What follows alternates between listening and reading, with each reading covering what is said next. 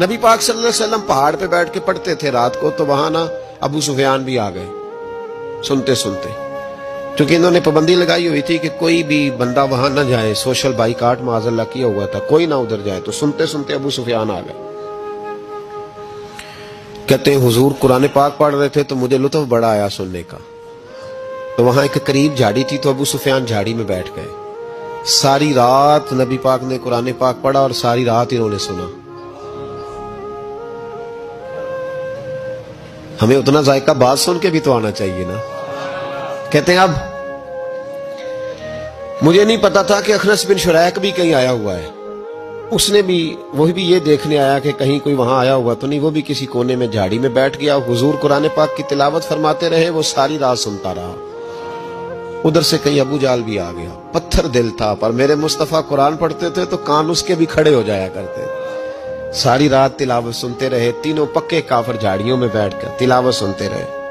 صبح جب جانے لگے تو ملاقات ہو گئی، تو کدھر آیا تھا؟ اس نے کہا پہلے تو بتا تو کدھر آیا تھا؟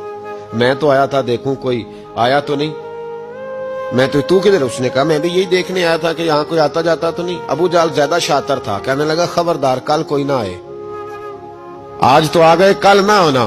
اللہ اکبر! لیکن جہاں دل لگا ہوتا ہے نا وہاں دل کھینچا چلا جاتا ہے، دل جہاں لگ جاتا ہے نا وہاں دل کھینچا چلا جاتا ہے۔ یہ دل کا بھی اپنا ایک معاملہ ہے نا۔ اب لگ گیا تھا قرآن پاک کی تلاوت سے۔ کہتے ہیں رات کو اپنی چارپائی پہ لیٹے، درد اگرچہ جان گزل ہے، میں کیا کروں میرا دل ہے، غمیش کا اگر نہ ہوتا تو غم روزگار ہوتا۔ اور وہ مزہ آتش نے کہا تھا، وہ مزہ دیا ہے تڑپ نے کہ میری آرزو ہے یا رب میرے دونوں پہلوؤں میں دل بے قرار ہوتا۔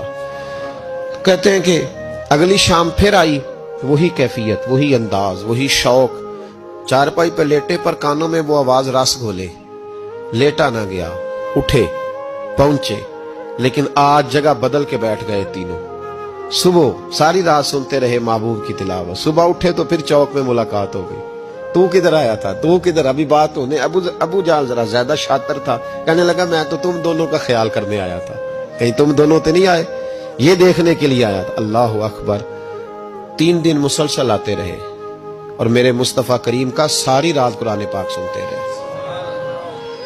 اب اخنس بن شریک کہتے ہیں کہ میں پورا قریب آ گیا، میرا دل کہتا تھا کہ یہ سچے ہیں۔ کہتے میں نے تیسرے دن مشورہ کیا، میں نے کہا یار پتہ تجھے بھی ہے مجھے بھی ہے کہ نہیں آنا، پر ان کی آواز ایسی ہے، وہاں لذت ایسی ہے، نہیں نہ رہا گیا تجھ سے بھی۔ مان کیوں نہیں جاتا کہ ساری باتیں اپنی جگہ پر ان کی بات کانوں سے ہو کے دل میں اترتی چلی جاتی ہے، مانتا کیوں نہیں؟ اخنس بن شریک کہتے میں پورا قریب آ گیا، پر ابو جال نے مجھے پھر گمراہ کیا، کہنے لگا یار یہیں رہے ہیں، بچپن بھی یہیں گزارا ہے، معاذ اللہ 2 ہاتھ ہیں 2 آنکھیں ہیں، سارا کچھ وہی ہے، کان پٹیاں سفید ہوئی ہیں، تو کہتے میں اللہ کا نبی ہوں معاذ اللہ۔ اس نے وسوسہ اندوزی کی، تو کہتے میں پھر بیک ہو گیا۔ آپ کیوں نہیں اس شخص کو جانتے جو وسوسہ اندوزی کرتا ہے؟ آپ اس جگہ کیسے چلے گئے جہاں وسوسہ اندوزی ہوتی ہے؟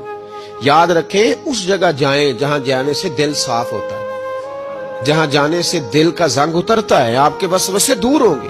وہاں جائیں جہاں ایمان کی، یقین کی، تیقن کی دولت بڑھتی ہے۔ کیوں وہاں جاتے ہو جو بیک کر دیتا ہے؟